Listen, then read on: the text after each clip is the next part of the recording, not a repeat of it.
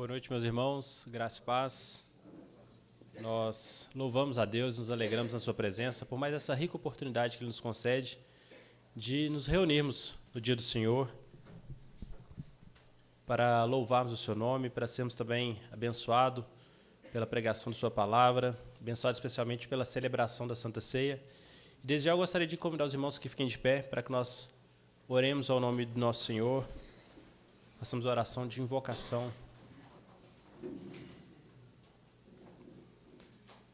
Pai Santo, nós bendizemos ao Teu santo nome, porque por Tua graça, porque pelo Teu grande amor concedido a nós, entregando o Seu próprio Filho na cruz para nos salvar, Tu nos redimiste, Senhor, dos nossos pecados, das nossas iniquidades, e nos concedeu eterna e segura salvação. Obrigado, meu Deus, por esse dia que o Senhor nos concedeu e pela oportunidade de aqui estarmos juntos, reunidos, o Teu povo, a Tua igreja, os Teus filhos, que se reúnem aqui como um prelúdio de nossa reunião eterna com o Senhor. Obrigado, então, por este momento, meu Deus.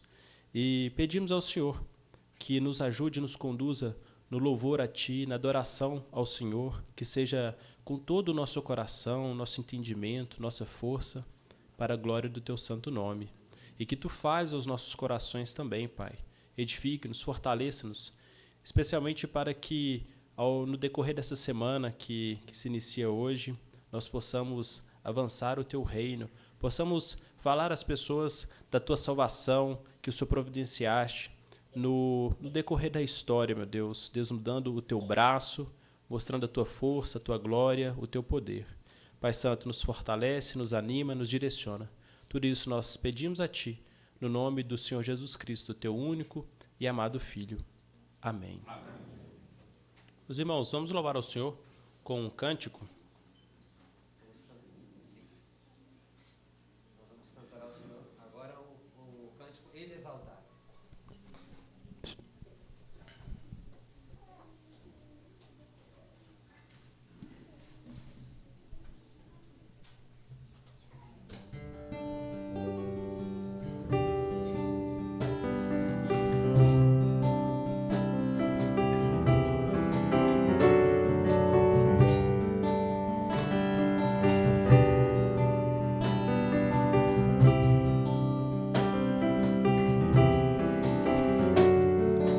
Ele exaltado, o Rei exaltado no céu, eu louvarei. Ele exaltado, para sempre exaltado o seu nome, louvarei.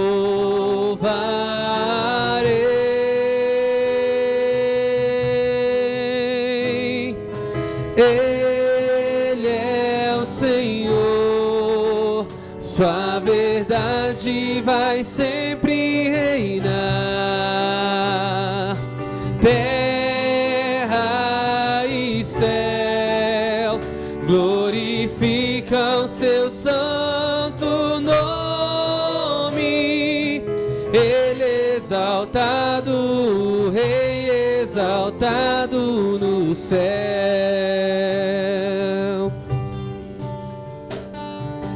Ele exaltado, o Rei exaltado no céu, eu louvarei. Ele exaltado, para sempre exaltado o seu nome, louvarei.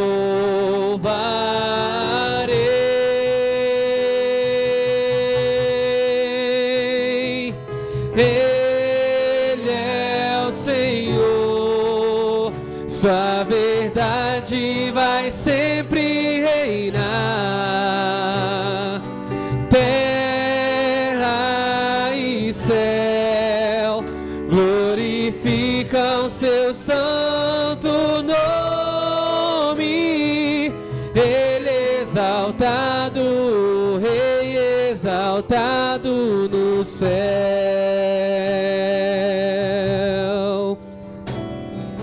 Ele exaltado, o Rei exaltado no céu, para sempre Ele exaltado, o Rei exaltado no céu.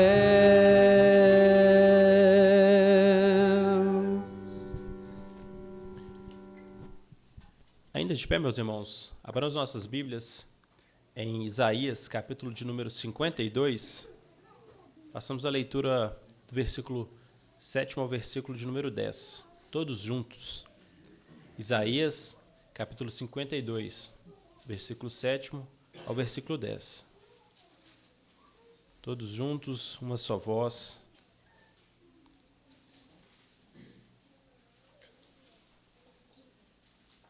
Isaías, capítulo 52, do versículo 7 ao versículo 10.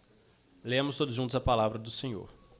Que formosos são sobre os montes os pés do que anuncia as boas novas, que faz ouvir a paz, que anuncia coisas boas, que faz ouvir a salvação, que diz a Sião, o teu Deus reina.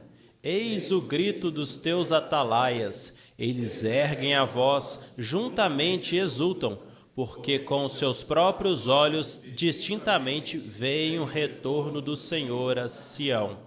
Rompei em júbilo, exaltai a uma, ruínas de Jerusalém, porque o Senhor consolou o seu povo, remiu a Jerusalém.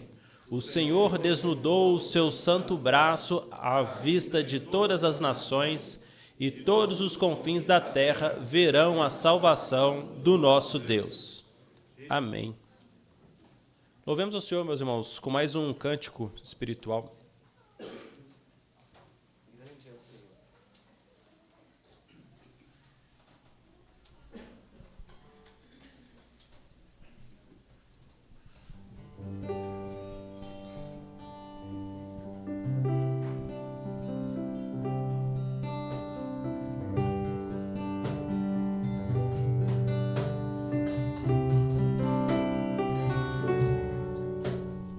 Grande é o Senhor. Grande é o Senhor e muito digno de louvor. Na cidade do nosso Deus, seu santo monte, a alegria de toda a terra.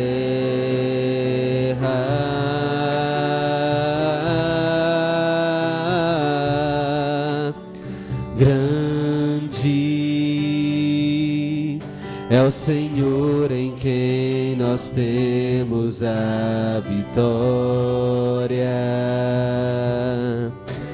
que nos ajuda contra o inimigo. Por isso diante dele nos prostramos.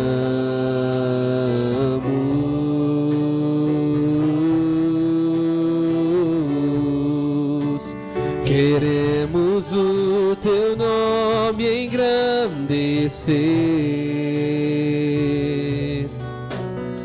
e agradecer-te por tua obra em nossas vidas.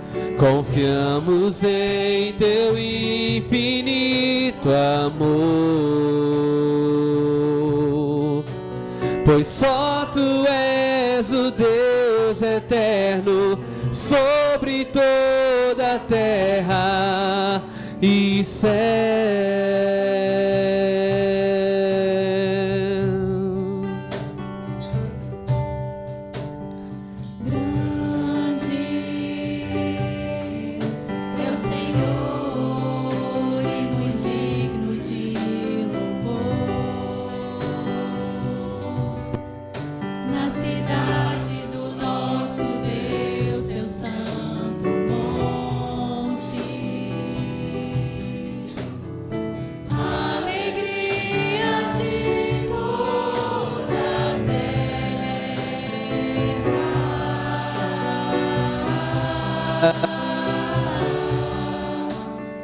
Grande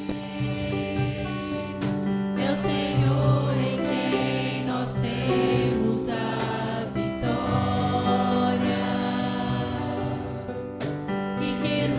ajuda contra o inimigo. Por isso diante dele nos prostramos.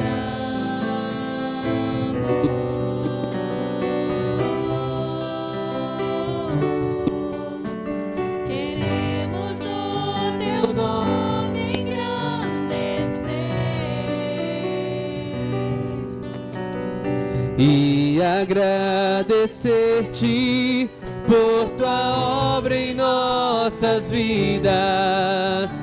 Confiamos em teu infinito amor,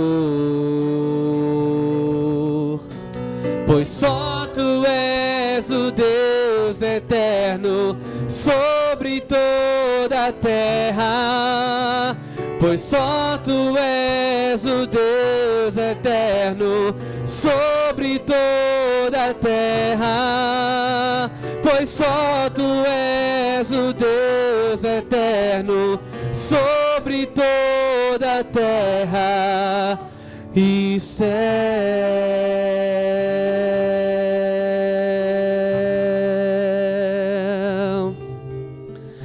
E céu.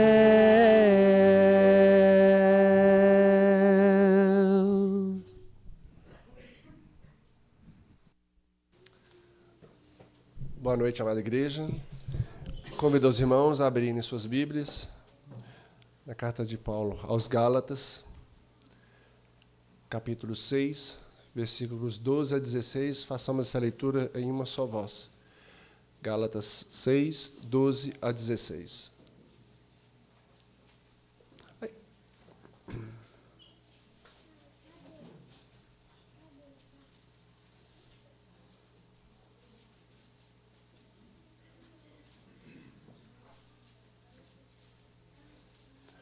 Leiamos. Todos os que querem ostentar-se na carne, esses vos constrangem a vos circuncidar-se, somente para não serem perseguidos por causa da cruz de Cristo, pois nem mesmo aqueles que se deixam circuncidar guardam a lei. Antes querem que vos circuncideis para se gloriarem na nossa carne.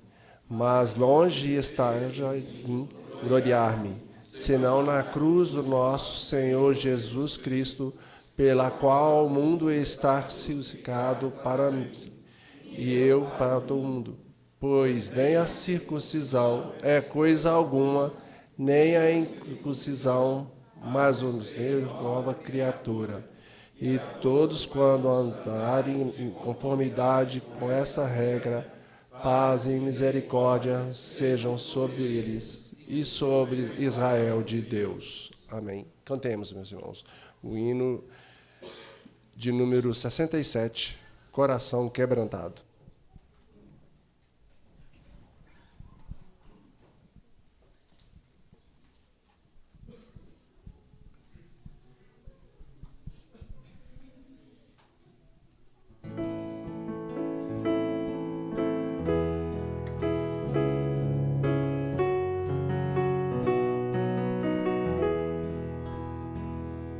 Sonda-me, ó Deus, pois vês meu coração. Prova-me, ó Pai, te peço em oração, de todo mal, liberta-me, Senhor, até da transgressão que oculta for. Vem me lavar dos vis pecados meus, conforme prometeu.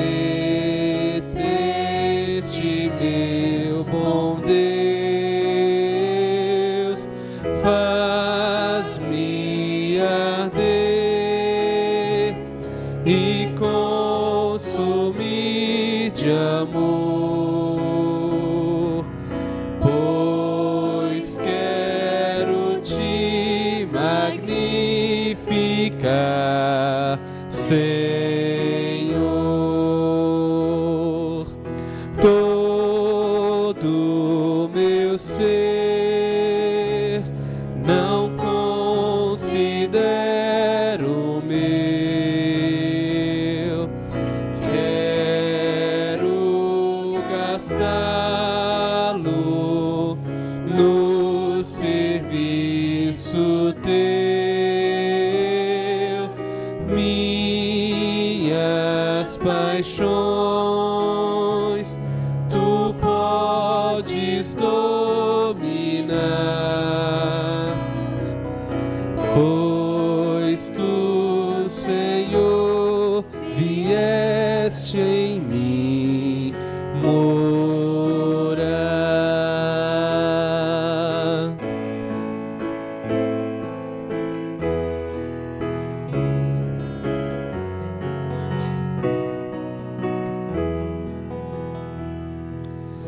Lá do alto céu,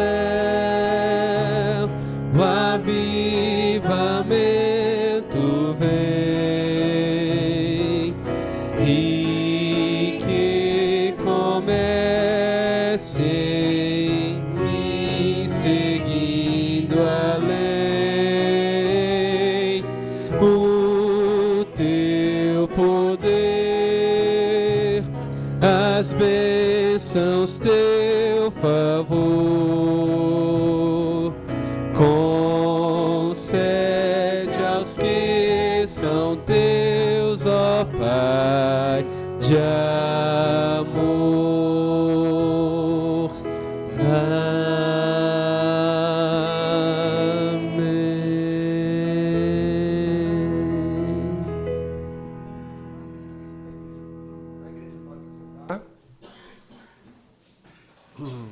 E com os nossos corações quebrantados, oremos ao nosso Senhor Deus, pedindo perdão pelos nossos pecados, pelas nossas falhas.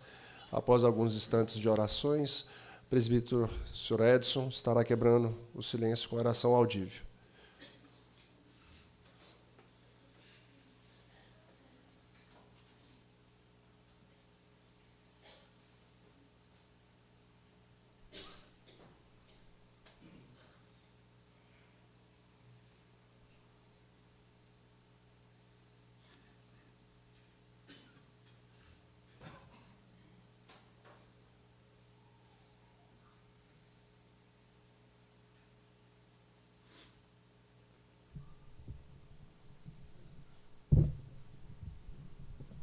Oremos. Querido Deus, nosso amado, bendito, eterno Pai que está nos céus. Pai, que somos imensamente gratos por esse privilégio que tem nos dado de, como igreja, podermos estar aqui reunidos em o Teu santo nome, com o propósito, Pai, de oferecer esse culto que só ao Senhor é devido.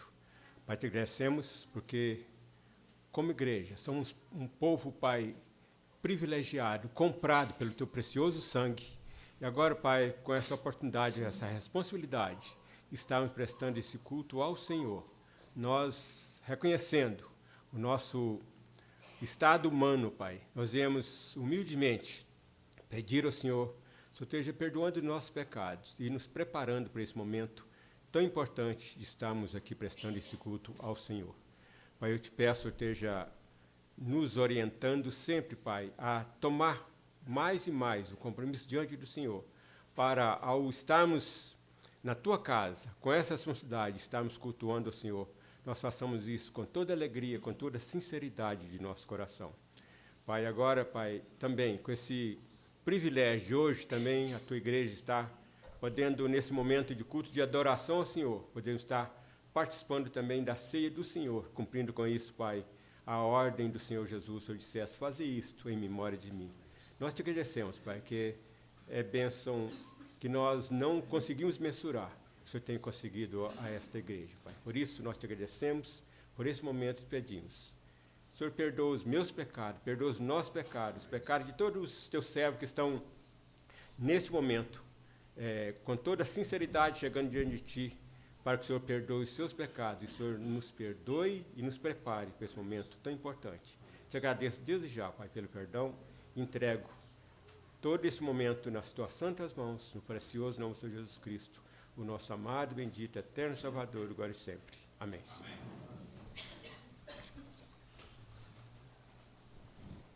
Teremos cânticos de adoração ao nosso Deus.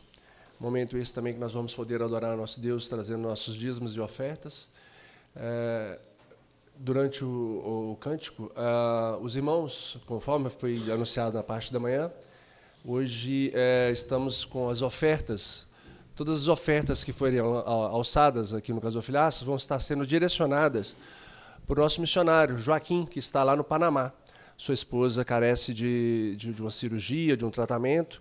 Então, toda a oferta que for direcionada hoje no Gasofilaços vai ser direcionada para essa causa, para a nossa irmã Elizabeth Rodrigues, esposa do nosso missionário Joaquim, que está no Panamá. Então, a igreja tem a ciência que hoje ofertas, todas elas, seja no envelope, seja alçadas avulsas no Gasofilaços, vão ser direcionadas para essa causa. Bem? Então, os irmãos, durante o cântico, já estão com a oportunidade de fazer essa oferta ou trazer os seus dízimos ao Gasofilaços. Vamos nos colocar de pé mais uma vez e cantar o cântico Aclame ao Senhor.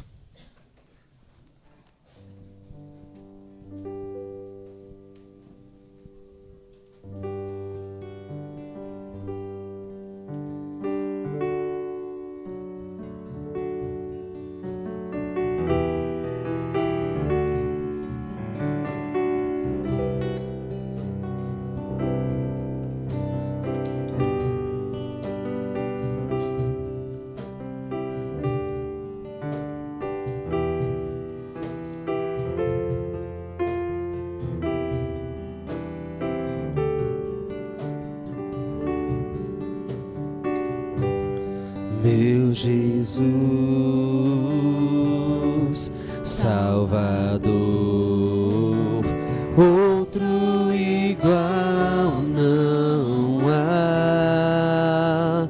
Todos os dias quero louvar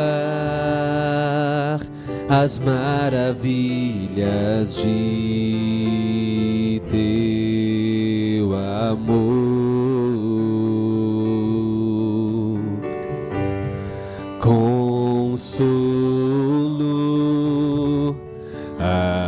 abrigo, força e refúgio é o Senhor. Com todo o meu ser, com tudo que sou, sempre te adorarei.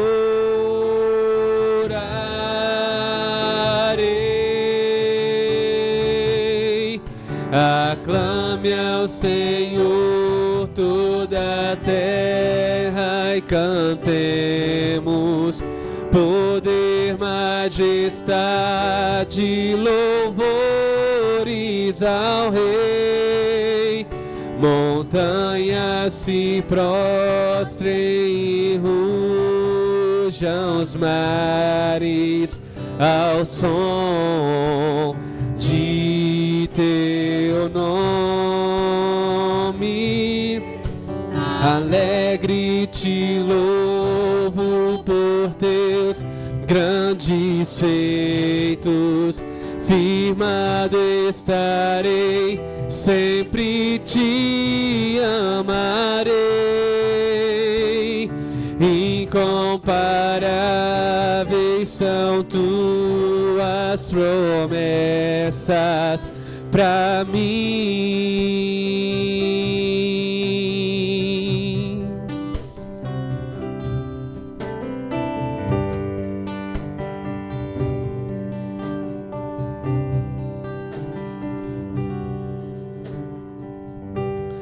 Meu Jesus, Salvador, outro igual não há. Todos os dias quero louvar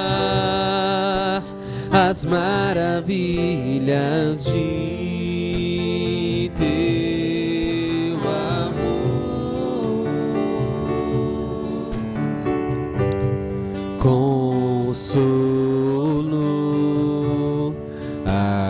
abrigo, força e refúgio é o Senhor. Com todo o meu ser, com tudo que sou, sempre te adorarei.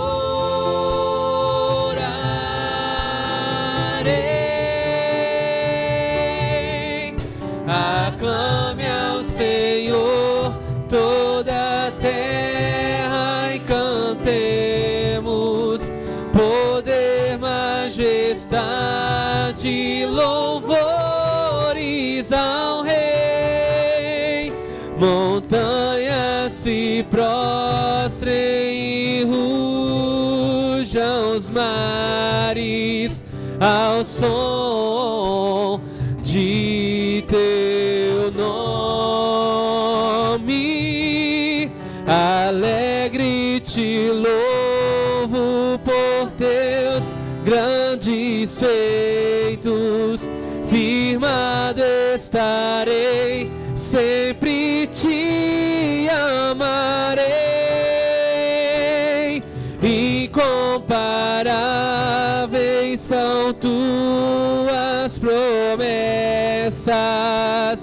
incomparáveis são tuas promessas, incomparáveis são tuas promessas. pra mim.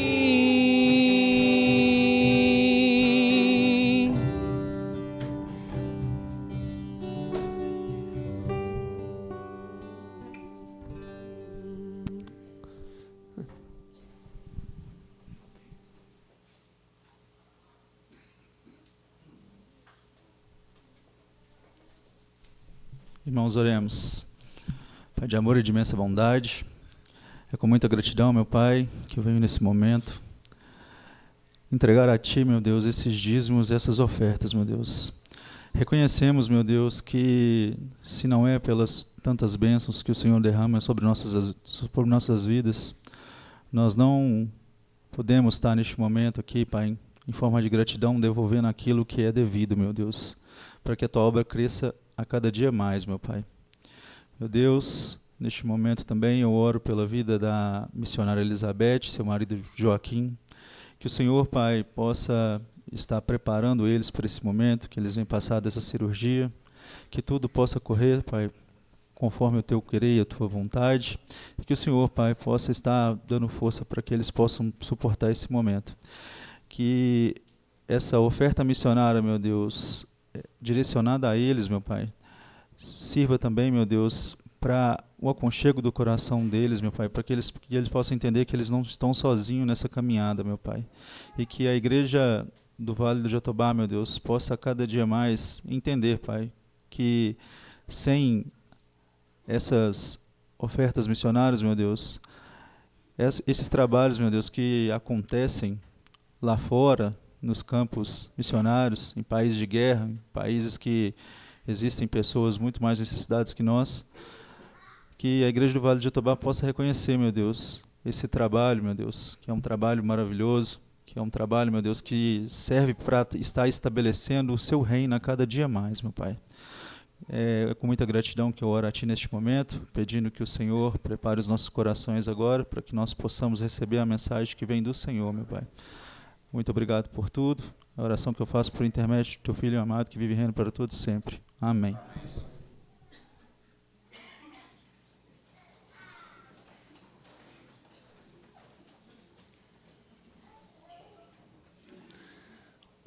Vamos estar, nesse momento, lendo a pergunta e a resposta de número 135 do Catecismo Maior de Westminster. Façamos essa leitura em uma só voz. Vou ter que virar aqui, porque a minha Bíblia tem, mas ela é diferente um pouco da leitura. Eu vou ler com os irmãos, para não ter erro. Leiamos. quais são os deveres exigidos no sexto mandamento?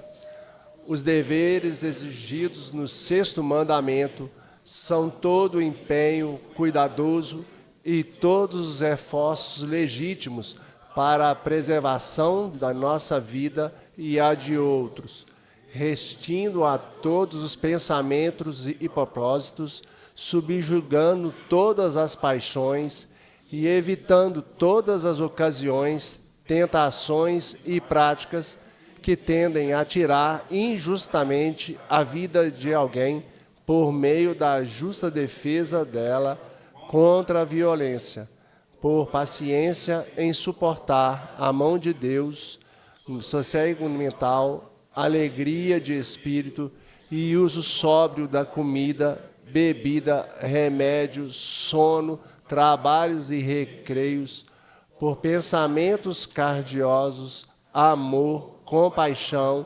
mansidão, benignidade, bondade, comportamento e palavras pacíficas, brandos e corteses, a longanimidade e prontidão para se reconciliar, suportando pacientemente e perdoando as injúrias, dando bem por mal, confortando e socorrendo os aflitos e protegendo e defendendo o inocente. Amém. Que Deus possa estar colocando essas palavras em nossos corações, que nós possamos estar vivificando tudo isso em nossas vidas diárias, né? Vamos estar agora ouvindo a palavra do nosso Senhor, através do teu servo, pastor Wendel.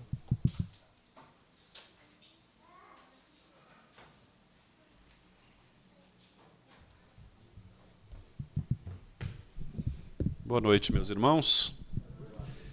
É impressionante quantas instruções, não é, nós recebemos de um único mandamento. Quantas e quantas ordens de Deus e quantas práticas nós poderíamos efetivamente realizar. E muitas vezes nós ignoramos, não é? São muitos os deveres de nossa parte. Que Deus, de fato, nos dê graça, como o nosso irmão o Emerson nos disse, para que nós, de fato, tenhamos o desejo e também a oportunidade de obedecer ao Senhor por meio da sua santa palavra. Quero convidar os irmãos para continuarmos nossas meditações na carta de Paulo aos Filipenses. E agora nós vamos ler o capítulo 1, versículos de 12 a 18. Filipenses, capítulo 1, 12 a 18.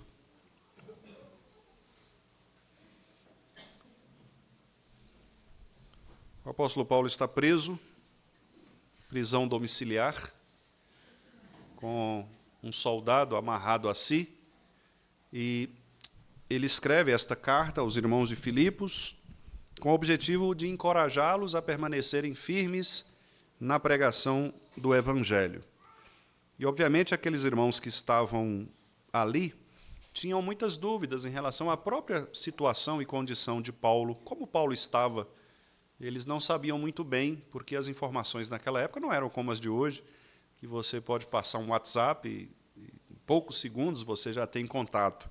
Eram informações que demoravam chegar. Então, Paulo escreve esta carta, relatando, inclusive, a sua própria condição e o que estava acontecendo ali na região, porque ele havia sido informado disto, e como esses irmãos deveriam se comportar. Então, ele diz assim: quero ainda, irmãos, cientificar-vos de que as coisas que me aconteceram têm, antes, contribuído para o progresso do Evangelho, de maneira que as minhas cadeias em Cristo se tornaram conhecidas de toda a guarda pretoriana e de todos os demais. E a maioria dos irmãos, estimulados no Senhor por minhas algemas, ousam falar com mais desassombro a palavra de Deus. Alguns, efetivamente, proclamam a Cristo por inveja e porfia. Outros, porém, o fazem de boa vontade. Estes, os que fazem de boa vontade, por amor, sabendo que estou incumbido da defesa do Evangelho. Aqueles, os que pregam por inveja e porfia, contudo, pregam a Cristo por discórdia, insinceramente, julgando suscitar tribulação às minhas cadeias. Todavia, que importa?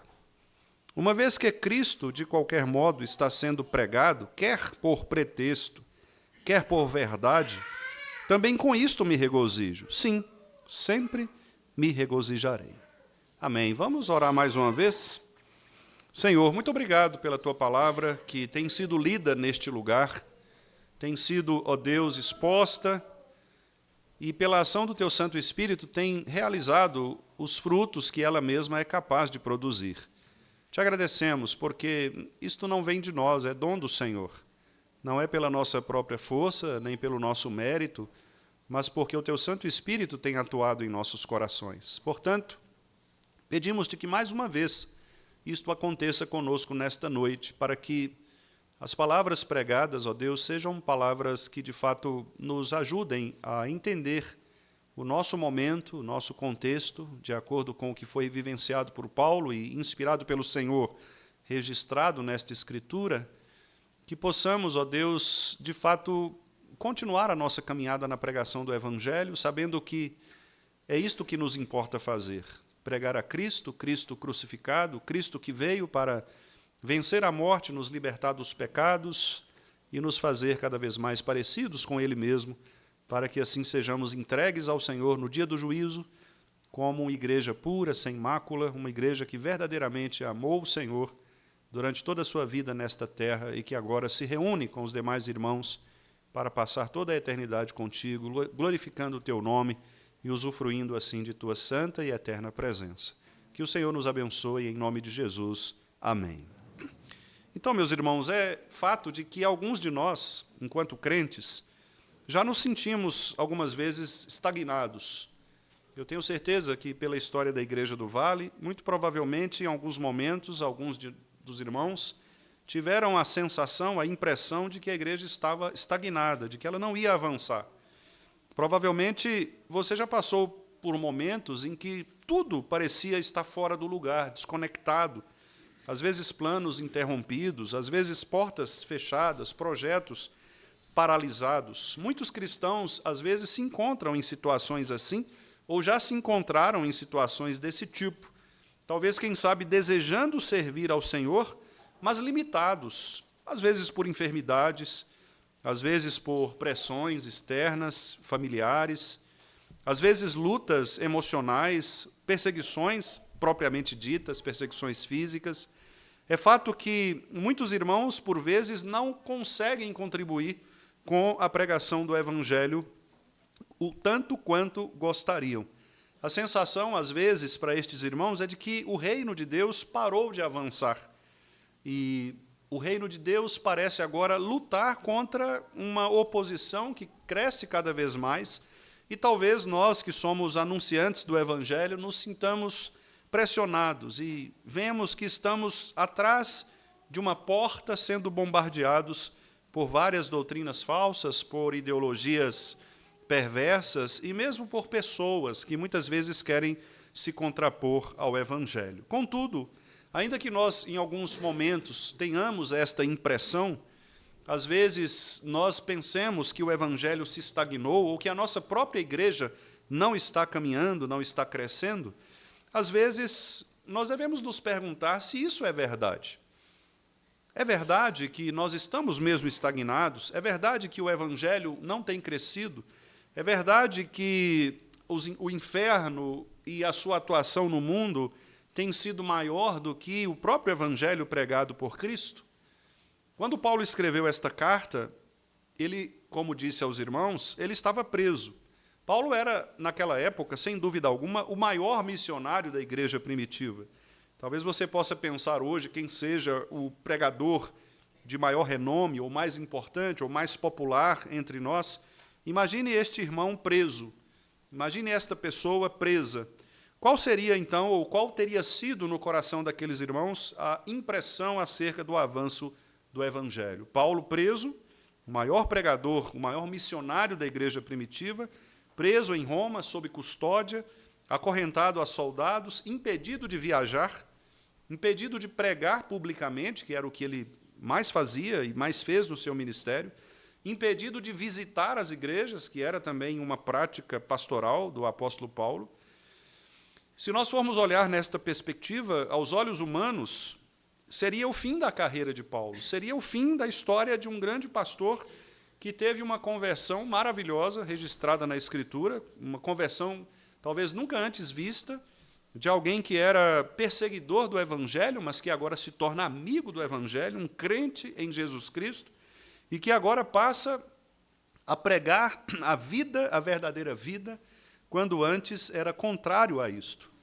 Agora, Paulo, então, nos surpreende. Ele surpreende aos irmãos para quem ele escreve, porque as suas primeiras palavras, no versículo 12, é de que a prisão em que ele estava, na verdade, diferentemente do que alguns poderiam pensar, era um progresso para o Evangelho. Repare que ele diz: quero ainda, irmãos, deixar vocês cientes, cientificar-vos, deixar vocês cientes de que as coisas que me têm acontecido, ou seja, a prisão, a perseguição, toda esta armadilha que montaram contra o apóstolo, diz ele, antes, ou seja, ao invés do que vocês têm pensado, ou alguém possa pensar que seja um atraso do Evangelho, na verdade, isto tem contribuído para o progresso do Evangelho.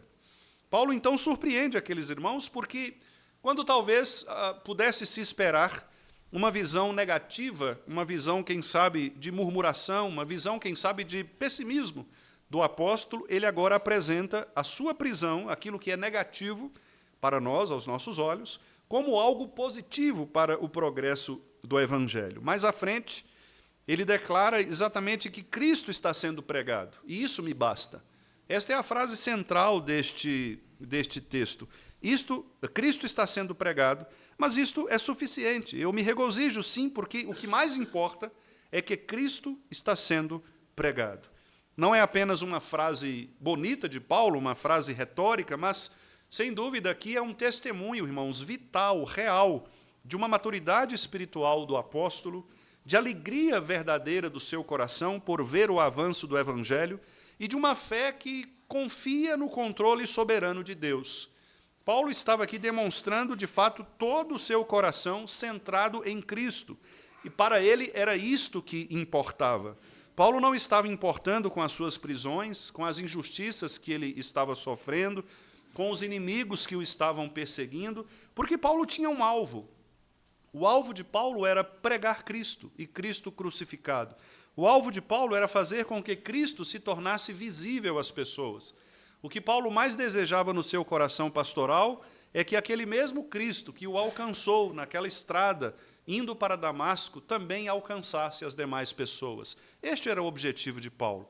Paulo não queria autopromoção, Paulo não queria um foco em si mesmo, Paulo não queria nenhum tipo de abordagem de uma igreja local, uma ênfase num determinado tipo de ministério. Não, Paulo queria simplesmente que Cristo fosse evidenciado, pregado, anunciado, e que Cristo fosse honrado por aquelas igrejas e por aqueles irmãos, e que eles continuassem também pregando este Cristo, porque este era o grande objetivo do ministério apostólico. Portanto, é possível ver nos versículos 12 a 14 esta preocupação do apóstolo Paulo em dizer que o Evangelho não estava preso. Ele estava, mas o Evangelho não. Porque o Evangelho é muito maior do que a pessoa. Embora Paulo estivesse preso, o Evangelho não estava preso. Paulo aqui quer exatamente corrigir a visão equivocada da igreja, porque aqueles irmãos estavam provavelmente preocupados, pensando, e agora, o que é que nós vamos fazer? O nosso apóstolo, o nosso pastor, o maior missionário da igreja está preso. O que será da missão? O que nós vamos fazer? Como nós vamos agir?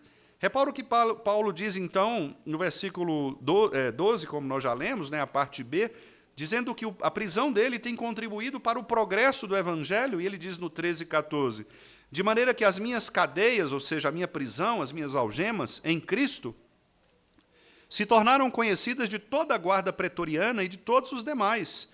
E a maioria dos irmãos, estimulados no Senhor por minhas algemas, ou seja, alguns deles, a maioria, diz Paulo, sabendo que Paulo estava preso, eles agora estavam estimulados a continuar pregando, diz Paulo, ousam falar com mais desassombro a palavra de Deus. O testemunho de Paulo, então, era diferente da impressão de alguns dos irmãos de Filipos. Porque alguns dos irmãos de Filipos pensavam que, bom, agora Paulo está preso, a pregação vai sofrer um grande baque, ela não vai conseguir prosperar. Paulo está dizendo, não, meus irmãos, pelo contrário, a maioria tem sido estimulada pela minha prisão. Sabendo que eu estou preso, agora sim é que eles se levantam para pregar o evangelho. Paulo tranquiliza os irmãos, portanto, de Filipos, dizendo que Deus está usando a sua prisão para fazer com que o evangelho vá ainda mais longe, alcance ainda mais pessoas. Por isso, inclusive, ele cita aqui que a própria guarda pretoriana e os demais estavam sendo influenciados pela prisão de Paulo. Muito provavelmente aqui, porque Paulo estava pregando o evangelho na prisão. E a pregação de Paulo dentro da cadeia, nos soldados que ficavam presos a ele, que eram pertencentes à guarda pretoriana, esta pregação estava atingindo a estas pessoas e, muito provavelmente, alguns deles estavam se convertendo ao cristianismo. Por isso, Paulo diz, usando a palavra progresso, que o evangelho estava avançando. A ideia aqui, meus irmãos, desta palavra, progresso, é como alguém que sai abrindo o caminho.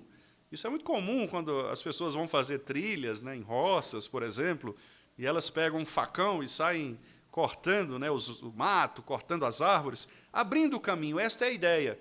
Ou seja, quando está tudo fechado ali na floresta, na mata, então alguém vem e, de repente, vai cortando ali os galhos, abrindo, tirando, roçando, para que faça uma trilha, de modo que alguém que vem depois possa passar de uma maneira mais fácil, de uma maneira mais tranquila, sem tantos impedimentos. Paulo está dizendo que Deus está abrindo esse caminho usando um sofrimento, que era a sua prisão. E como Paulo via isto? Ele via isto na prática. A guarda pretoriana, meus irmãos, eram soldados de elite, que eram especificamente guardas do imperador, por isso pretoriana, do pretório. Eram aqueles guardas que guardavam especialmente as autoridades, não é? O Senado romano, o imperador, era uma guarda de elite, eram soldados muito especializados que protegiam o imperador e que agora estavam também tendo um relacionamento com Paulo. Paulo era considerado um prisioneiro de alta periculosidade. Paulo era hoje um destes criminosos que estariam, sem dúvida, na lista da Interpol, não é? E que deveria ser preso de qualquer maneira, não porque tivesse desviado milhões, não porque tivesse matado pessoas, não porque fosse chefe de facção criminosa, mas porque estava pregando o evangelho. E a pregação do evangelho de Paulo era algo terrível para os romanos, porque ele expunha os grandes problemas que envolviam o Império Romano, sobretudo a sua idolatria ao imperador, aos deuses falsos romanos, todos os problemas relativos às questões político-religiosas. Paulo era uma persona non grata, de fato. Ninguém queria Paulo por perto, porque ele estava transtornando o ambiente da elite pretoriana, da elite romana.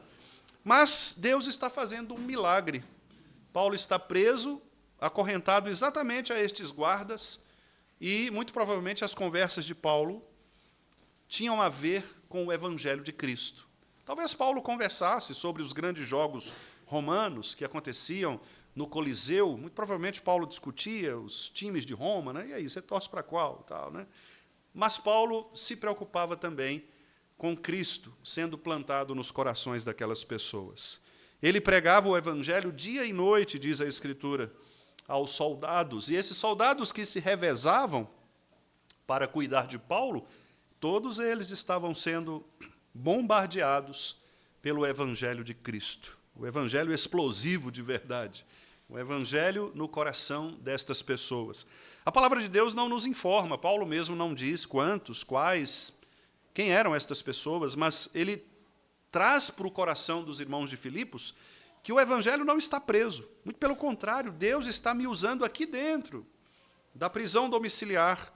A guarda pretoriana tem sido influenciada, eu tenho pregado o evangelho a eles e a todos os demais. Provavelmente, quando Paulo diz todos os demais aqui, se referindo às famílias destes soldados. porque era muito comum naquela época que, os irmãos se lembram de alguns episódios, como o caso do carcereiro, como o caso de Cornélio e outros, que eram influenciados pelo Evangelho e levavam o Evangelho também às suas famílias. Expandiam o Evangelho no seu território, na sua vila, na sua casa. Então, era muito comum que isso acontecesse. Muito provavelmente, Paulo está dizendo aqui da família ou das famílias destes soldados que estavam se convertendo por meio da sua pregação. E os irmãos devem imaginar que não era pouca coisa isto acontecer, porque eram pessoas fiéis ao imperador, que estavam guardando diretamente o império, mas que agora estavam sendo tocados pelo Espírito de Cristo por meio da pregação de Paulo, se convertendo e levando as suas famílias também para a conversão. Esses irmãos, muito provavelmente, estavam expostos à própria morte. Porque repare como que você está num contexto de perseguição ao cristianismo e você agora aceita Jesus como seu Senhor e Salvador por meio da pregação daquele homem que era o principal prisioneiro da guarda pretoriana. Então, deveria ser um clima, eu suponho, imagino que deveria ser um clima muito ruim, muito tenso, porque esses soldados eles não poderiam divulgar esta sua conversão de uma maneira tranquila, como nós fazemos hoje. Porque isso poderia significar prisão, poderia significar morte, poderia significar, inclusive, traição ao imperador. Era, portanto, um clima de tensão. Mas Paulo está dizendo, irmãos, fiquem calmos, porque Deus está me usando, inclusive, versículo 14, a maioria dos irmãos tem sido estimulados para pregar o evangelho por causa disso, por causa do modo como Deus me tem usado dentro da cadeia, dentro da prisão. Meus irmãos, a gente aprende aqui neste primeiro aspecto que Deus pode transformar as nossas maiores limitações em plataformas para a glória dele, para a pregação do seu evangelho. Deus usou uma pessoa presa. Deus pode usar, quem sabe, a doença de alguém que passa dias no hospital para pregar o evangelho àquelas pessoas que estão ali cuidando deste enfermo. Deus pode usar, talvez, uma limitação de nossa parte, não só no aspecto de saúde, ou, neste caso de Paulo, uma prisão específica por conta do cristianismo, mas Deus quer nos usar de alguma forma, onde nós estivermos. As nossas limitações, elas não devem ser impedimentos para que nós nos associemos à pregação do evangelho. Ah, pastor, mas eu não sei abordar uma pessoa, eu não sei falar, eu não sei pregar. Sabe? Basta você contar a história que Cristo fez na sua vida. O nosso problema é que, às vezes, as nossas conversas elas não giram em torno de Cristo. Nós conversamos sobre todas as outras coisas, menos sobre Cristo, de como Cristo age nas nossas vidas. A gente fala de política, de futebol, a gente fala de negócios, e são coisas boas, não há nenhum problema de se falar disso. Mas devemos nos lembrar que o nosso papel no mundo, a nossa missão no mundo, é fazer o evangelho conhecido de todas as nações. Portanto, onde você estiver, seja qual for a sua limitação, use o espaço que você tem para se associar à pregação do evangelho. Quantos trabalhos, meus irmãos, nós temos aqui na nossa igreja? Quantas pessoas nós poderíamos convidar para vir para estes trabalhos? Quantas pessoas nós poderíamos convidar para participar dos cultos dominicais? Quantas pessoas nós poderíamos enviar umas das mensagens que nós recebemos no nosso grupo de WhatsApp? Para quantas pessoas você pode enviar um texto da palavra de Deus, um hino que nós entoamos, um cântico, uma meditação, uma devocional? Nós podemos influenciar as pessoas, muito mais do que naquela época de Paulo, que não havia estes recursos, e mesmo assim, estes irmãos iam de casa em casa para pregar-lhes o evangelho. Então, não é sobre onde você está, mas como você vive onde você está.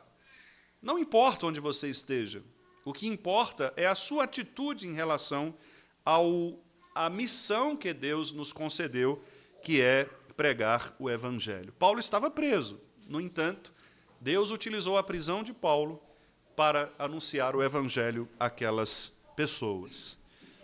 Os versículos 15 e 17, Paulo demonstra agora um aspecto muito sutil, muito interessante, eu diria, do que acontece no ministério pastoral. Paulo mostra que a vaidade, ela tenta muitas vezes se vestir de evangelho, quando na verdade suas motivações são outras. Repare o que Paulo diz nos versículos 15 a 17. Ele diz assim: alguns efetivamente proclamam a Cristo por inveja e porfia. Porfia é divisão, contenda. Este é o significado da palavra porfia. Então, por inveja e porfia. Outros, porém, o fazem de boa vontade. Estes, ou seja, os que fazem de boa vontade, eles fazem por amor. E qual era a manifestação de amor destes que pregavam o evangelho de boa vontade? Paulo diz: sabendo que estou incumbido da defesa do evangelho. Aqueles, os que pregam por inveja e porfia, por divisão, por partidos, não é? Contudo, pregam a Cristo, por discórdia, para criar confusões, insinceramente, quer dizer, a motivação deles não é correta, porque, na verdade, a motivação deles era trazer mais tribulação ao coração do apóstolo. Paulo diz: julgando suscitar tribulação às minhas cadeias. Muito bem, são 3 versículos complexos, e a gente precisa aqui, de fato, entender este contexto do apóstolo. Paulo está dizendo: é verdade que alguns pregam Cristo por inveja e rivalidade, por concorrência. Aqui, meus irmãos, Paulo está mostrando 2 grupos, 2 tipos de ministérios, não é? O que ele quer nos mostrar é que nem todo ministério aparente tem as suas motivações puras. Paulo quer nos dizer que é possível haver pregadores que se aproveitavam da prisão dele, do estado ruim no qual Paulo estava, para se exaltarem. Talvez pensando: bom, agora que Paulo está preso, calado, é a nossa chance de brilhar. Paulo, o grande apóstolo, está fora do jogo. Então, chegou a nossa hora. Não é? Chegou a nossa hora. Não há mais não há mais a concorrência. Então, vamos pregar porque Paulo está fora. O brilho de Paulo foi ofuscado. Então, agora é a nossa hora, não é? Mas observem o que Paulo diz aqui. Paulo diz algo muito interessante. No versículo 17, ele diz assim: contudo, pregam a Cristo. Repare que esta ressalva que Paulo faz, ela é muito importante. Porque aqui Paulo está dizendo que estas pessoas não eram falsos mestres. Porque Paulo, em alguns momentos, condena os falsos mestres, a gente sabe disso. Mas aqui não eram pessoas que pregavam heresias. Não eram falsos mestres. Eram pessoas que estavam pregando Cristo. Percebe? Então, Paulo não está dizendo aqui de pessoas que pregavam uma heresia, por exemplo. Porque se fosse alguém que pregasse heresia, obviamente Paulo não ia dizer que ele estava feliz com isso. Paulo não ia dizer: o que me importa, eles estão pregando mesmo. Não. Paulo não ia concordar com uma pregação que fosse contrária à pregação do Evangelho. Correto? Então, eles estão pregando Cristo. A grande questão aqui não é o que eles estão pregando, mas o porquê eles estão pregando. E o que Paulo mostra aqui é que é possível haver pessoas que preguem, ensinem o evangelho correto, o evangelho de Cristo, com a motivação errada.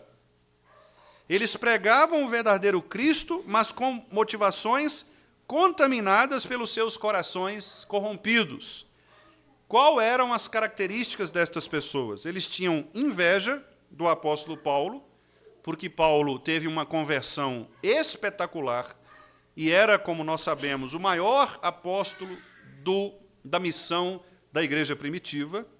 Então, eles tinham inveja disso, ressentimento disso. ambição pessoal, porque eles queriam estar no lugar de Paulo, embora não tivessem sido chamados para isso. Vaidade e competição, concorrência.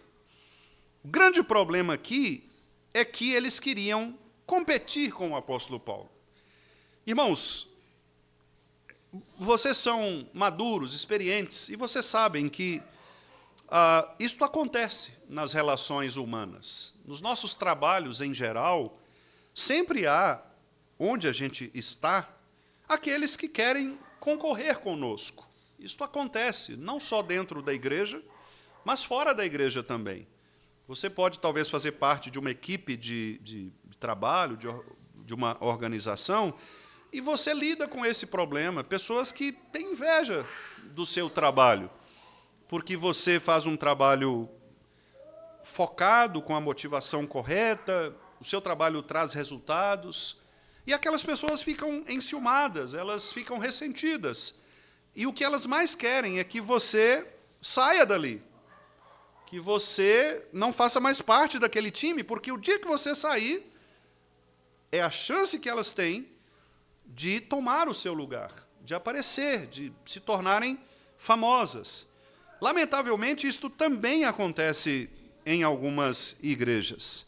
Há igrejas em que, muitas vezes, a concorrência, a competição, este desejo de uma ambição pessoal, de uma inveja, de um ressentimento, isto traz para a igreja discórdias, divisões, partidos, porque algumas pessoas não aceitam a liderança que está sobre outros, e por isso, e somente por isso, embora elas estejam até corretas naquilo que fazem, mas o fazem com a motivação errada, porque elas fazem para competir, elas fazem para concorrer, elas fazem para tomar o lugar daqueles que estão já com os seus lugares ocupados.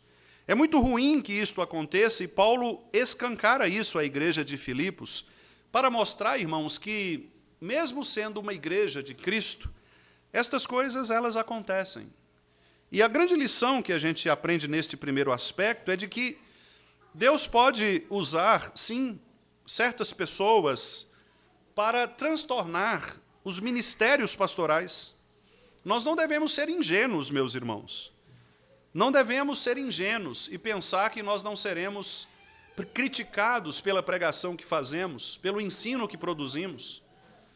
Essa semana passada, como os irmãos tomaram conhecimento, nós estávamos ali na igreja de Vitória e ouvimos uma pregação do reverendo Hernandes, uma pregação muito impactante. E uma das coisas que ele disse na pregação, usando um texto do Evangelho, o texto em que aquela mulher derrama o perfume de bálsamo em Jesus, e no texto diz que alguns criticaram a mulher por esta atitude. E ali o pastor disse que este é um dos retratos mais comuns dentro das igrejas. Aqueles que fazem coisas corretas, bíblicas, e que se voltam para Jesus, são os que mais recebem críticas. E as críticas, elas serão sempre contra um ou outro. Como ele disse, se você faz algo, criticam você. Se você não faz algo, criticam você por não ter feito. A crítica sempre vai existir. E o que Paulo está dizendo aqui é, irmãos, eu tenho pregado o Evangelho e tenho sido criticado. Tenho sido criticado, porque eu estou pregando o Evangelho, porque eu estou pregando Cristo. Portanto, isto acontece. Não é algo incomum. E o que Paulo está nos dizendo é, não sejam ingênuos, porque isto vai acontecer. E o mais importante que Paulo quer ensinar a estes irmãos é, não percam o foco. Porque se vocês ficarem preocupados que tem gente contra o meu ministério, o Evangelho não vai avançar. Não se importe. Vai aparecer gente contra o ministério de Paulo. Eles estão pregando, irmãos, repito, pregam Cristo, mas são contra Paulo. Percebe? O que eles o que esse grupo não gosta não é do Evangelho, é de Paulo. Porque Paulo, talvez eles achassem Paulo, não sei, talvez... O povo de Corinto achava Paulo fraco, né? Paulo, inclusive, escreve a segunda carta porque há uma crítica a ele de que ele era fraco, ele não é fraco no sentido de tomar decisões, né? E de falar de maneira. Outros achavam Paulo, pelo contrário, duro demais, não é? Quando ele prega aos Gálatas, por exemplo. Então, as críticas, elas existiam nas diversas igrejas. Por onde Paulo passava, ou onde Paulo pregava, as críticas existiam. Porque estas pessoas não gostavam de Paulo. E é comum, é normal que isso aconteça. Talvez aqui mesmo no Vale haja pessoas que não gostem do pastor Wendel. Isso pode acontecer, e eu até acho que acontece mesmo. Mas, e daí? É o que Paulo está dizendo. Não perca o foco. Você vai ter pessoas do seu lado e vai ter pessoas contra você. Não importa. Mantenha o foco. Siga. Não fiquem preocupados com isso, porque, como disse Winston Churchill, se você parar todas as vezes que os cachorros latem na rua, você não anda. Você está passando na rua, os cachorros estão latindo. Se você for parar para cada cachorro, eles não vão andar. Então siga, deixa eles latirem. O alvo seu está lá na frente, olhando para Cristo. E é isto que Paulo diz: Deus pode usar, meus irmãos, qualquer pessoa, para que o avanço do reino não dependa da nossa perfeição, da perfeição dos seus servos. Paulo era imperfeito, meus irmãos. O grande apóstolo Paulo, ele era pecador como nós, assim como o pastor Wendel é, assim como o pastor Hernandes é, o pastor Nicodemos é, o pastor Domingos é, o pastor Josias é. Todos nós somos pecadores. E todos nós podemos errar, e todos nós erramos. Mas a grande questão aqui de Paulo é: o evangelho tem sido pregado. Este é o ponto central, isto é que importa. O evangelho tem sido pregado, Cristo é pregado, e é isto que deve alegrar o nosso coração. Veja o que ele diz, então, para finalizarmos no versículo 18. Todavia, que importa? Que importa? Cristo está sendo pregado, uma vez que Cristo, de qualquer modo, quer dizer, seja pela motivação certa, seja pela motivação errada, ele está sendo pregado. Quer por pretexto, quer dizer, daquelas pessoas que queriam tomar o lugar de Paulo, quer por verdade, daqueles que eram sinceros na pregação do Evangelho, Cristo está sendo pregado. Isso me alegra o coração. Isto é que é mais importante para mim. Essa aqui, meus irmãos, é a essência do sermão do apóstolo. Paulo nos ensina qual é o verdadeiro motivo de alegria de quem ama a Deus: Cristo sendo anunciado. Se você não se alegra pelo fato de Cristo estar sendo anunciado, você está no lugar errado. Porque a alegria do crente é quando Cristo está sendo pregado. É quando Cristo está sendo evidenciado. Paulo não diz assim: eu me alegro quando sou exaltado. Ele não diz: eu me alegro quando tudo dá certo. Ele não está dizendo: eu me alegro quando os pregadores pregam aquilo que eu gosto. Ele não está dizendo: eu me alegro quando eu sou reconhecido pelas pessoas. Não, ele diz: eu me alegro porque Cristo está sendo pregado, e isto me basta. Cristo, somente Cristo. Isto é o mais importante. E aqui revela, então, irmãos, um coração de maturidade espiritual, que é quando Paulo encontra alegria não nas circunstâncias, não no sucesso pessoal do seu ministério, mas na glória de Cristo sendo proclamada ao mundo. Que coisa maravilhosa! Paulo não está preocupado aqui com o seu sucesso, até porque ele estava preso. Que sucesso ele tem aqui? Ele está preocupado com a glória de Cristo, sendo anunciada, proclamada ao mundo. A pergunta que eu gostaria de fazer, meus irmãos, para nós é: você se alegra de verdade, seja sincero, nós vamos participar da ceia. Não participe indignamente, participe dignamente. Pergunte a você mesmo, você se alegra de verdade quando Cristo é pregado? Mesmo que esta pregação não seja por você, ou mesmo que você não seja o alvo seja o motivador, o promotor, aquele que promove, que produz esta pregação, eu fico entristecido às vezes, muito entristecido mesmo, até com colegas, pastores, reformados da minha linha, que muitas vezes usam redes sociais, grupos de WhatsApp, para criticar, né, outras igrejas, outros pastores, outros ministérios. Isso me entristece muito. Isso me entristece muito. É óbvio que há críticas que precisam ser feitas, mas é muito ruim quando alguém se dedica a somente criticar. Será que não há nada bom no que tem sido feito? Tudo bem, nós não concordamos com determinados ministérios, com algumas práticas eclesiológicas, com alguns modelos litúrgicos. Sim, não concordamos. E a nossa igreja não vai seguir estes ministérios. Mas será que não há nada que tem sido feito ali de modo que Cristo está sendo pregado às pessoas? Será que não há conversões sinceras nestes lugares? Mesmo estando esses irmãos enganados em relação a alguns aspectos da eclesiologia, do culto, ou o que seja, mas Cristo está sendo pregado. Então, evitemos, irmãos, a crítica pela crítica.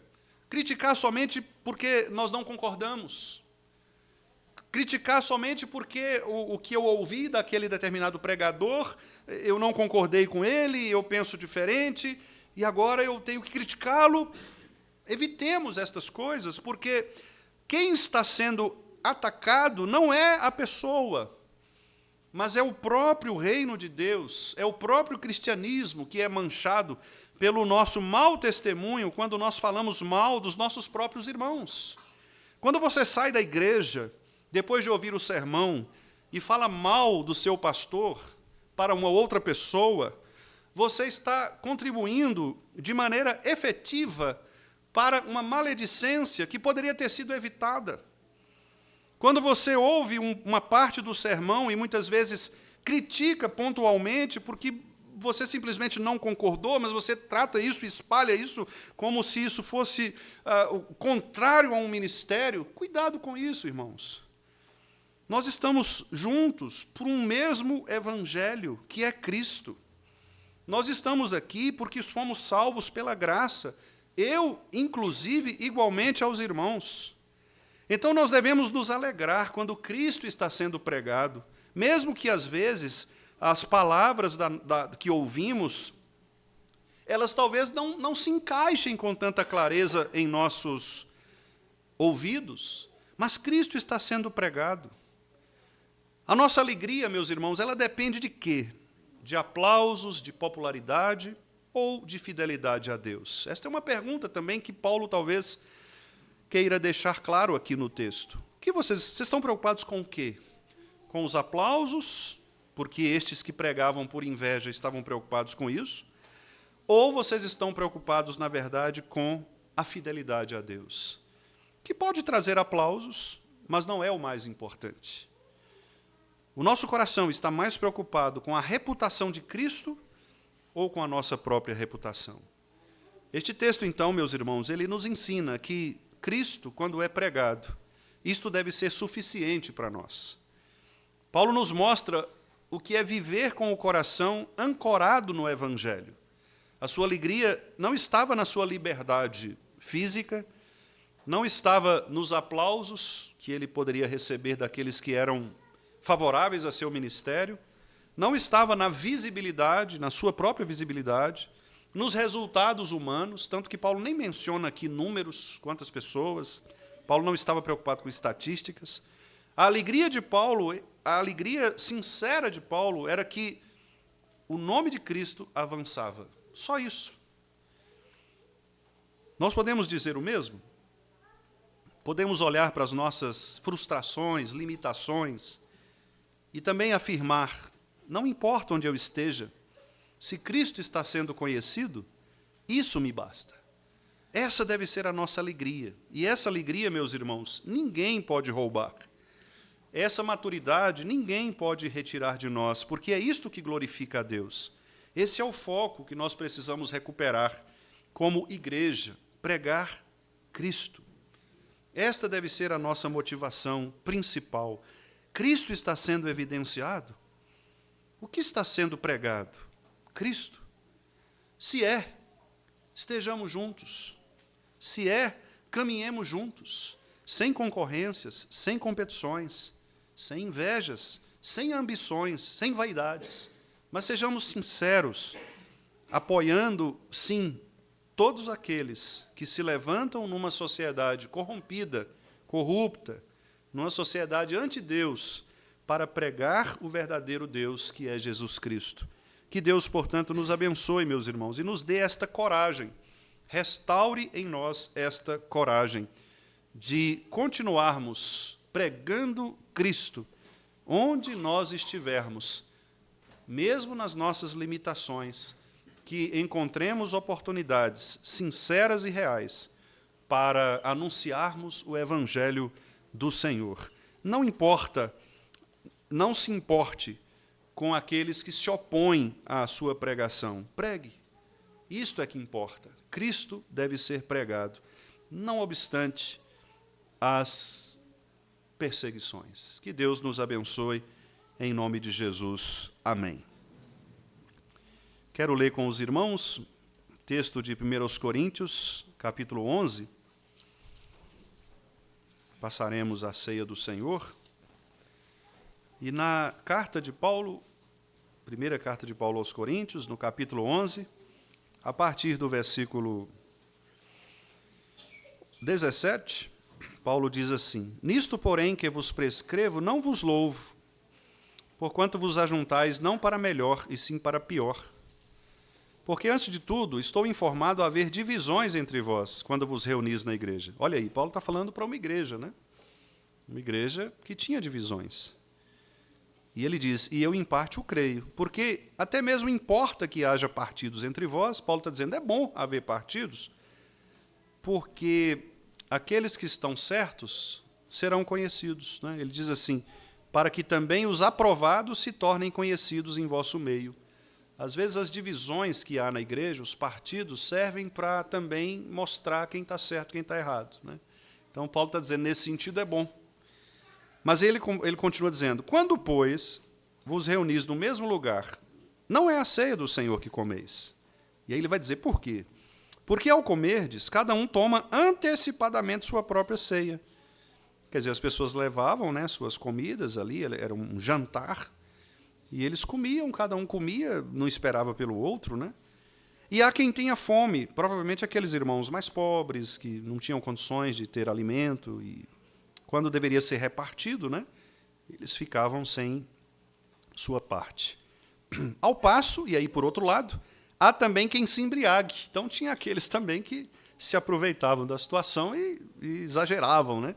Que, aliás, foi algo que nos foi proibido aqui pelo mandamento que nós lemos, porque o mandamento, o não matarás, diz que nós devemos ser sóbrios, né, no uso da comida, da bebida. Então não podemos extrapolar. Paulo faz uma pergunta retórica. Não tendes, porventura, casas onde comer e beber? Ou menosprezais a igreja de Deus e envergonhais os que nada têm? Quer dizer, Paulo coloca duas coisas, né? Primeiro, vocês não têm onde comer, não, gente? Onde beber? Vocês têm que fazer isso aqui? Ou então, vocês estão menosprezando a igreja de Deus, não é? Diante disso, que vos direi? Louvar-vos-ei? Eu vou louvar vocês por causa disso? Ele fala, claro que não. Certamente nisto não vos louvo. E aí ele vai dizer por quê, né? Ele vai dizer, porque eu recebi do Senhor, ou seja, o que eu vou dizer agora não é opinião minha, é o que vem do Senhor, eu recebi do Senhor, o que também vos entreguei. O que é que ele recebeu do Senhor? Que o Senhor Jesus, na noite em que foi traído, tomou o pão, tendo dado graças, o partiu e disse, isto é o meu corpo que é dado por vós, fazei isto em memória de mim. Por semelhante modo, depois de haver ceado, tomou também o cálice, dizendo, este cálice é a nova aliança no meu sangue, fazei isso todas as vezes que o beberdes, em memória de mim. Porque todas as vezes que comerdes este pão e beberdes o cálice, anunciais a morte do Senhor, até que ele venha. Então, Paulo mostra que a primeira forma, a primeira maneira de nós demonstrarmos uma unidade real, verdadeira na igreja do Senhor, é fazendo aquilo que Cristo ordenou que fizéssemos. Eu acho muito interessante isso, irmãos, porque o relativismo cultural de nossa época estabelece que não há mais verdades absolutas. Quer dizer, cada um pode fazer o que quiser e cada um tem a sua verdade. E, por causa disso, nós devemos ser tolerantes com as pessoas, não é? A tolerância, que na verdade é uma falsa tolerância, porque você não concorda, mas tem que conviver, tolerar, não é? A tolerância ela tem a ver com isso, com você fica aí no seu quadrado, eu fico aqui no meu quadrado, você tem a sua verdade, eu tenho a minha, vamos continuar juntos. Não é isso que a Bíblia ensina. A Bíblia mostra que a verdadeira unidade ela só pode ser efetivada em torno da verdade. Em torno da verdade. Se duas pessoas estão dizendo duas coisas diferentes, uma está certa, outra está errada. Se eu digo que a parede é branca e outro diz que a parede é preta, um está certo, outro está errado. Não tem como as duas pessoas estarem certas. Bom, como é que a gente vai fazer para resolver o que está certo ou o que está errado? Escritura, palavra de Deus. Por isso Paulo diz, irmãos, a verdadeira unidade está em torno daquilo que Cristo fez. Eu recebi do Senhor e vou passar para vocês exatamente como eu recebi. Naquela noite o Senhor foi traído. E Paulo narra a ceia do Senhor, sem acrescentar nada, sem mudar nada. Ele descreve exatamente aquele episódio, porque se eles não fizerem daquela forma, está errado. Se eles não fizerem como Cristo ordenou, está errado. Por que nós fazemos a ceia, então, desta forma? Com o pão, com o suco da uva ou o vinho, não é? Por que fazemos assim? Porque Cristo ordenou assim. Não podemos fazer diferente. Ah, pastor, eu tive uma ideia. Vamos. O pessoal aqui não gosta muito de pão, desse pão. Vamos colocar umas bolachas Mabel, acho que fica mais. Não é? Vamos fazer um bolinho de chuva. Bolinho de chuva agora. Não, irmãos. Vamos fazer o que Cristo mandou fazer. Não é o nosso gosto. Não há unidade em torno de falsidades. A verdade está em torno da verdade, de Cristo. E ele continua, por isso, aquele que comer o pão, 27, aquele que comer o pão ou beber o cálice indignamente, será réu do corpo e do sangue do Senhor. O que significa indignamente? Aqueles que participam da ceia sem entender este mistério da unidade em torno de Cristo. Por isso que nós, reformados, não ministramos a ceia para pessoas que não professam a fé publicamente. É por isso. Porque uma pessoa que não professa a fé publicamente, ela não entende o que significa o pertencimento a uma unidade em torno da verdade de Cristo. O pastor Jonathan Edwards, que eu cito aqui bastante, né? Pastor lá do século XVIII, né? Pastor no Nordeste dos Estados Unidos, ele foi expulso da igreja onde ele pastoreava, porque ele se recusou a servir a ceia para ímpios. O avô de Edwards era muito conhecido na região, era inclusive político, né? E político, vocês conhecem bem, né? Político gosta de todo mundo, né? E aí ele queria, por alguma razão, um grupo ali queria que Edwards servisse a ceia para todo mundo que estava ali, os visitantes lá da igreja, os políticos, os donos da cidade, aquele negócio. E Edwards falou, não vou fazer isso não, a Bíblia não me disse para fazer isso. Consequência, ele foi expulso da igreja. Né? O que é o mais normal mesmo, né? É o que acontece desde sempre. É mais fácil expulsar aquele que prega a verdade do que mudar o coração. Né? Porque todas as vezes que fizerdes, ok? Examine-se, pois, o homem a si mesmo, 28, e assim coma do pão e beba do cálice. Né? Então, nós devemos nos examinar, e Paulo diz, interessante, né? Paulo não fala assim, examine, e aí, se for o caso, você participa. Não, Paulo está falando, coma e beba. Quer dizer, a pressuposição do apóstolo é que, se você é crente de verdade, ao se examinar pela Escritura, você vai se arrepender do seu pecado e vai participar da ceia. Então, não fique sem participar da ceia. Este é o conselho de Paulo. Né? coma e beba. Pois quem come e bebe sem discernir o corpo, quer dizer, quem come e bebe sem ter essa convicção do corpo de Cristo, que é a igreja, come e bebe juízo para si. Eis a razão porque há muitos fracos e doentes, e não poucos que dormem. Texto difícil esse aqui para interpretar.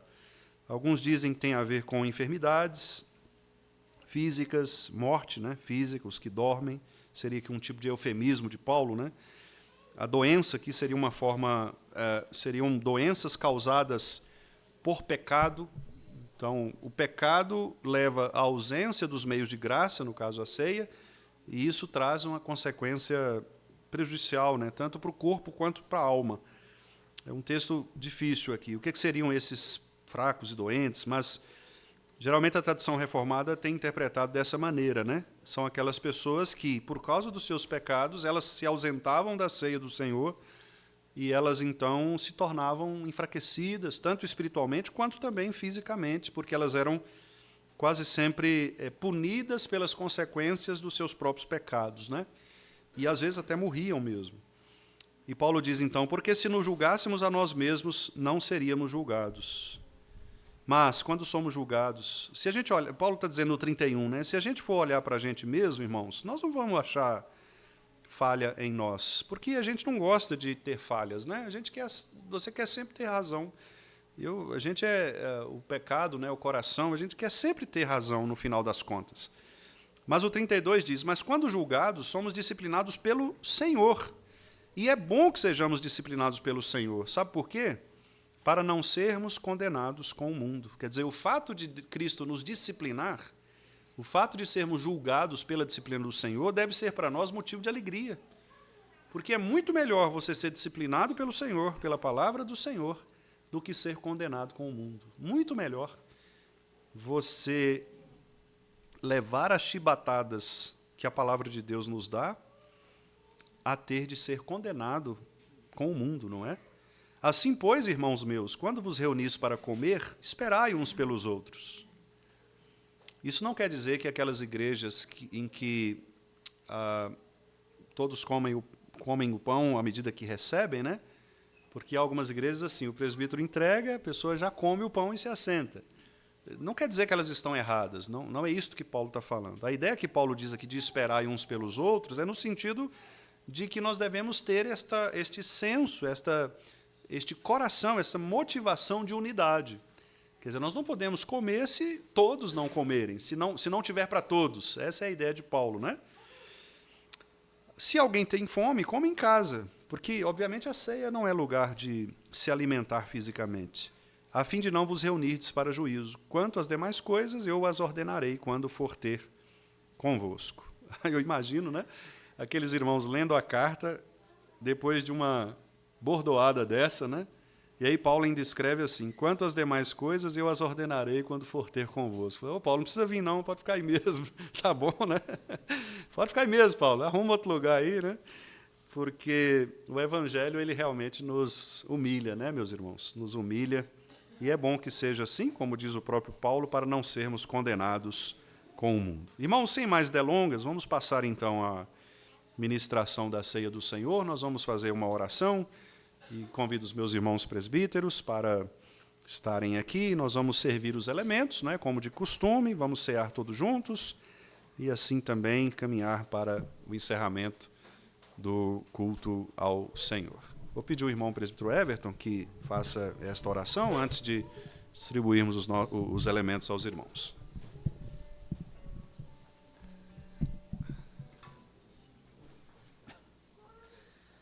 Senhor meu Deus, mais uma vez na Tua presença, Senhor, eu quero Te agradecer, Senhor, por essa palavra que o Senhor nos trouxe e Te peço, Senhor, que nos ajude a entender, a compreender e a executar, Senhor, de acordo com a Tua santa vontade.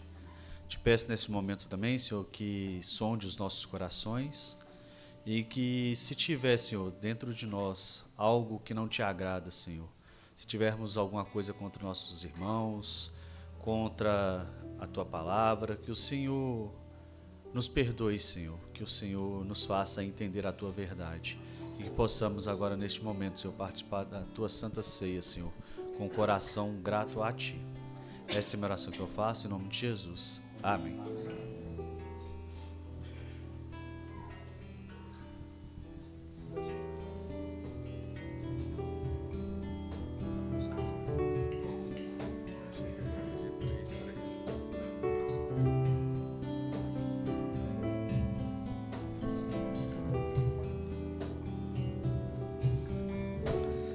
Sei que foi pago um alto preço para que contigo eu fosse meu irmão. Quando Jesus derramou sua vida, Ele pensava em ti, Ele pensava em mim, pensava em nós.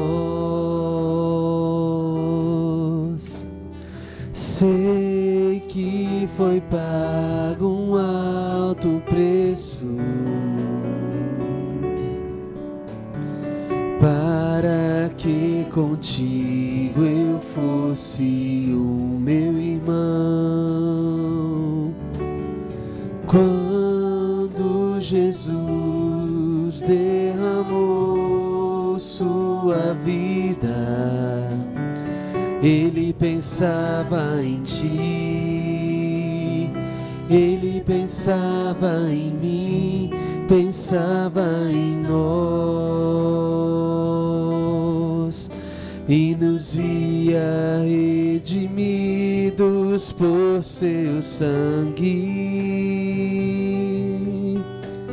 lutando o bom combate no Senhor, lado a lado trabalhando, sua igreja edificando e rompendo as barreiras pelo amor,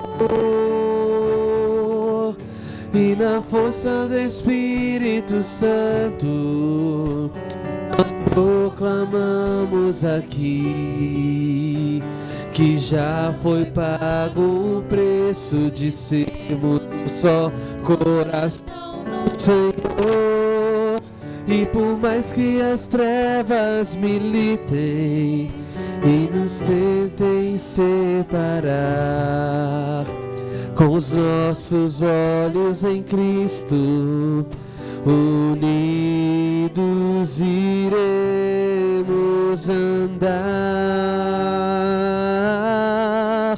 e na força do Espírito Santo nós proclamamos aqui que já foi pago o preço de sermos um só coração no Senhor. E por mais que as trevas militem e nos tentem separar, com os nossos olhos em Cristo, unidos iremos andar, unidos iremos andar, unidos iremos andar.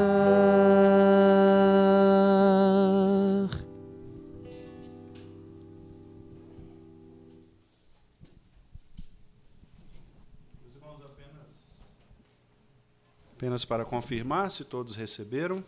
Se não, basta acenar uma das mãos para que possamos entregar os elementos. Todos receberam. Então, cumprindo o que nos determinou o nosso Senhor, dizendo: este é o meu corpo, que é dado por vós, comei dele todos, fazei isto em memória de mim.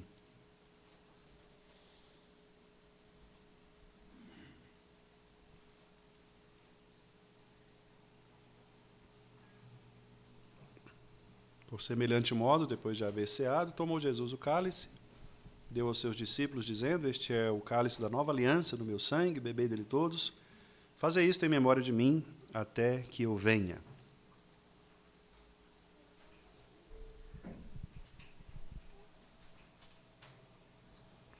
Vamos ficar de pé, meus irmãos, e vamos orar ao Senhor. Nós vamos orar, receber a bênção, cantar o amém. E logo depois os irmãos estarão assentados e o nosso irmão presbítero Tiago tem algumas breves comunicações aos irmãos. Vamos orar. Senhor nosso Deus, nós te agradecemos, Pai, por este culto que prestamos a Ti. Pedimos-te que Tu apliques em nossos corações todas as partes dele, ó Deus, e que possamos, de fato, nos alimentar espiritualmente em Ti, no Senhor, por meio de Cristo Jesus, para que possamos, ó Deus, continuar crescendo na graça e no conhecimento dele. Pedimos-te, ó Deus, também hoje, em que comemoramos a independência do nosso país, cumprindo a ordem de Tua palavra, nós também oramos pelas nossas autoridades constituídas.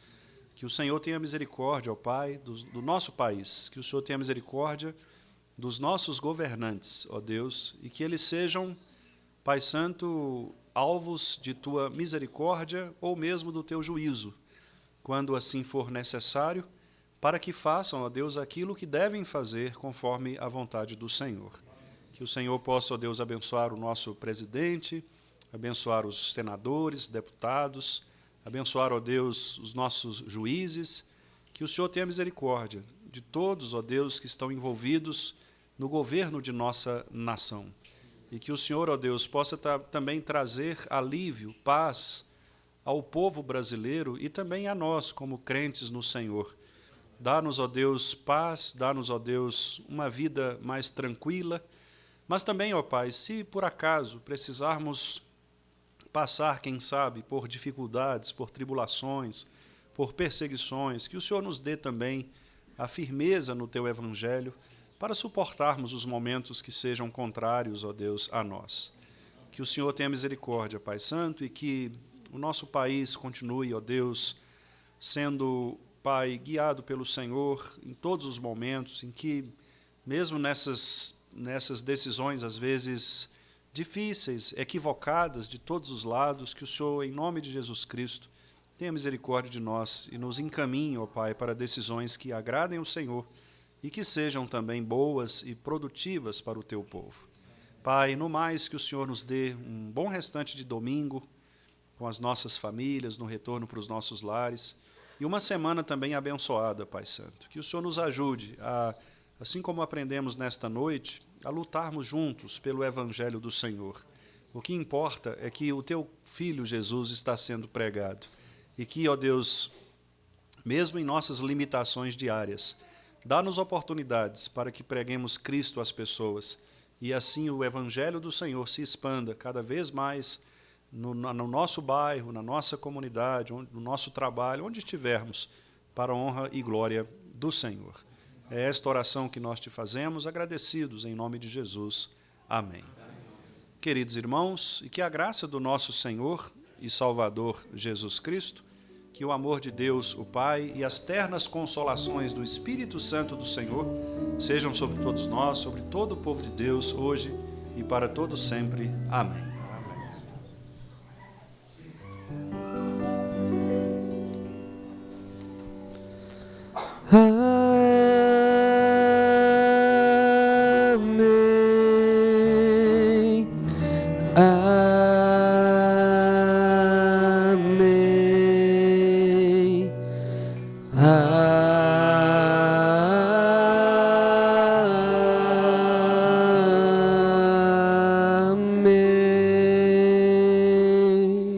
Sentar, queridos.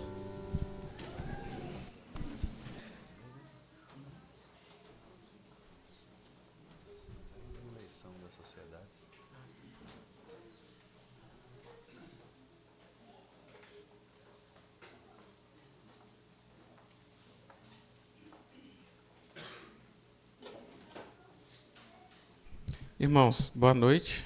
Passo alguns recados aqui. Primeiro, né, lembrando dos nossos trabalhos ordinários aí durante a semana, nós temos a reunião de oração na terça-feira. Eu não vi aqui, não tive tempo de olhar, mas eu acho que é o CP que está na condução na terça-feira, não? É porque eu vi a mensagem lá no grupo, achei que já era agora, então não é. Mas aí, de qualquer forma, depois eu confirmo. Mas na terça-feira nós temos a reunião de oração e na quinta-feira estudo bíblico. O conselho se reuniu ontem, né, no sábado, e tomou algumas decisões. A primeira dela é com relação à Assembleia. No dia 9 de novembro, nós teremos uma Assembleia Geral Extraordinária para a eleição de um presbítero e 2 diáconos, em virtude do vencimento dos mandatos dos nossos irmãos oficiais, presbítero Emerson, diáconos Wilson e Neemias. Tá bom? Então, o Conselho comunica a igreja, né? E convoca aí para esta Assembleia Extraordinária no dia 9 de novembro. Lembrar também a igreja, as sociedades, que nós já estamos caminhando aí, chegando no mês de outubro, que é o mês que comumente nós utilizamos para realizarmos as eleições, né, das sociedades, e que cada diretoria, né, possa estar conduzindo aí para que, né, seja realizado aí dentro do mês de outubro, para que possamos caminhar com o nosso planejamento aí para o próximo ano, né? Deus permita e conduza a vida da nossa igreja. Eu gostaria também, irmãos, de agradecer pela vida do nosso irmão presbítero e seminarista André Felipe, né? Porque esta semana é comemorado o dia do seminarista, amanhã, na verdade, né? É comemorado o dia do seminarista e ele, como representante da nossa igreja, está lá no seminário, né? Estudando e se dedicando ali para futuramente iniciar o seu ministério, né? Então eu gostaria aqui de deixar uma palavra para ele, que está lá em Provérbios, e diz assim a palavra, inclusive é uma passagem até conhecida, versículo 5, Provérbios 3, versículo 5, diz assim: confia no Senhor de todo o teu coração e não te estribes no teu próprio entendimento. E que este seja o desejo do coração do nosso seminarista, né? Confiar plenamente no Senhor, porque é Ele que sustenta a vida, as nossas vidas, sustenta a vida dos nossos pastores, né? E tem sustentado a vida dele também neste propósito de servir o Senhor por meio do ministério, né? Então, nos alegramos com a vida dele e continuemos orando, né, pela vida dele, para que ele continue aí nesse projeto de servir ao Senhor por meio da pregação da tua palavra, né? E um outro recado também, irmãos, que eu gostaria de passar para a igreja, na verdade, é dar uma notícia que nós recebemos hoje, né, que trouxe muita alegria aos nossos corações, e nós, como igreja do Senhor, pedir autorização aos nossos irmãos para poder compartilhar com a igreja, porque nós temos acompanhado o desejo do coração dele já há anos, né, de receber esta graça do Senhor, esta bênção, né? E Deus concedeu a bênção ao nosso irmão Alain e Viviane, da maternidade e da paternidade, né? E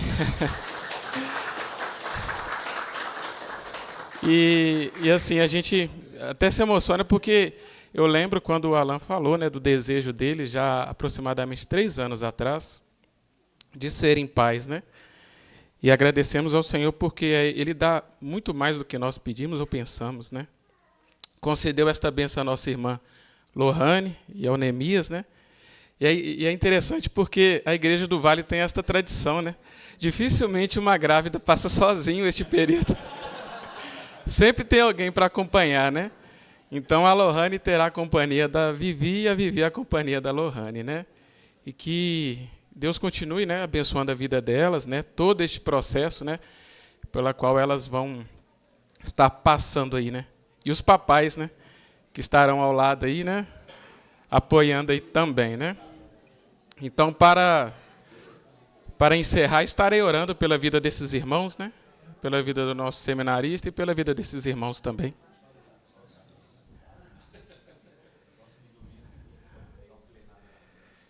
Tá um aviso aqui, ó, que acabou de chegar, próximo domingo, após a escola dominical plenária da UPA. Os adolescentes aí, todos estão aí intimados para comparecer após a escola dominical. Né? Então, irmãos, vamos nos colocar de pé, estarei orando e nos dispersando, né? Pai Santo, Deus Todo-Poderoso, ó Pai, quão maravilhoso é o Senhor, porque a despeito de nossas falhas, o Senhor, Pai, nos olha com um olhar de misericórdia. A Tua graça é manifestada sobre nós a todo instante. E, ó Deus, agradecemos o Senhor por tudo que o Senhor tem feito no meio da Tua igreja, no meio da igreja do Vale do Jatobá. O Senhor tem abençoado esta família, a família do Senhor. E especialmente agradecemos ao Senhor pela vida das nossas irmãs Lohane e Viviane, ó Deus, que foram agraciadas pelo Senhor, ó Deus, com este presente da maternidade. E que o Senhor continue abençoando a vida delas, cuidando, ó Deus, delas e guiando todo este processo, Senhor. Abençoando também os nossos irmãos Neemias e Alain, ó Deus, para que eles também recebam sabedoria do Senhor para cuidar, para guiar a família, ó Deus, especialmente na educação dos filhos, ó Pai. Em nome de Jesus, que o Senhor cuide destas famílias, cuide também, ó Deus, do nosso irmão seminarista André, presbítero desta igreja, que o Senhor continue sustentando a sua vida, ó Deus, especialmente nesta fase em que ele está no seminário, ó Deus, esse momento acadêmico e também que envolve o trabalho, ó Deus, em que ele precisa conciliar. Que o Senhor dê forças a ele para vencer, ó Deus, todas as dificuldades, as tribulações e chegar até a sua merecida formatura, Senhor. Nós agradecemos, Senhor, pela vida dele e pela vida de cada irmão da nossa igreja. Que o Senhor continue sustentando e fortalecendo cada família para que a nossa igreja continue crescendo, ó Deus, saudável, ó Deus, dando frutos, ó Deus, para a glória do Senhor, porque tudo é feito para a glória do Senhor e nós agradecemos por cada vida aqui e fazemos isto no nome santo de Jesus. Amém, Senhor. Amém. Obrigado, irmãos.